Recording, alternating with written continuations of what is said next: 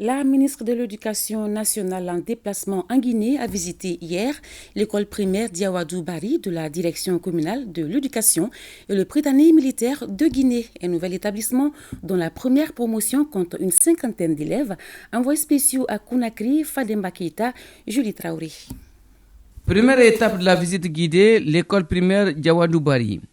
Les 18 salles de classe logées dans un immeuble flambant neuf relèvent de l'inspection régionale de l'éducation, direction communale de l'éducation de Dixine.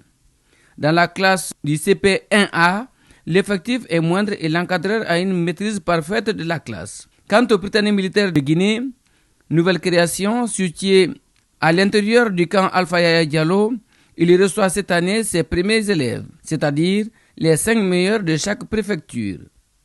Ils sont une cinquantaine répartis entre les 2 septièmes. Madame est partie encourager les enfants, les élèves, leur inculquer des conseils. Nous sommes au Prytanée militaire et comme c'est la semaine du mérite, ici ce sont les militants qui sont là, c'est la crème de la crème. On ne peut pas célébrer la cérémonie, la semaine du mérite sans passer au Prytanée militaire. C'est une première expérience ici en République de Guinée. L'ordre du jour s'en réjouit car certains officiers de cette école sont sortis du Prytanée militaire de Kati. Un bel exemple commun à promouvoir. Aujourd'hui, j'ai vécu une expérience qui m'a comblé à plusieurs titres.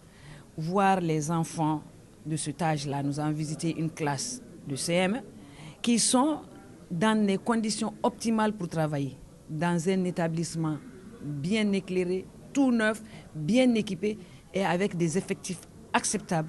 C'est tout ce que nous souhaitons pour nos élèves, que ce soit en Guinée ou que ce soit au Mali.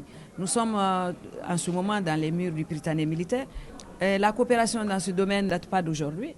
Et nous avons ici des officiers qui ont été formés au PMK de Kati, au Mali.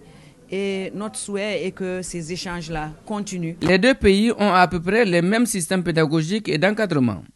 Les innovations pour l'émergence à tous les niveaux de la pyramide éducative prônée par les présidents de la transition de la Guinée et du Mali ont pour but de former des élites et de faire des 2 pays des références dans la sous-région.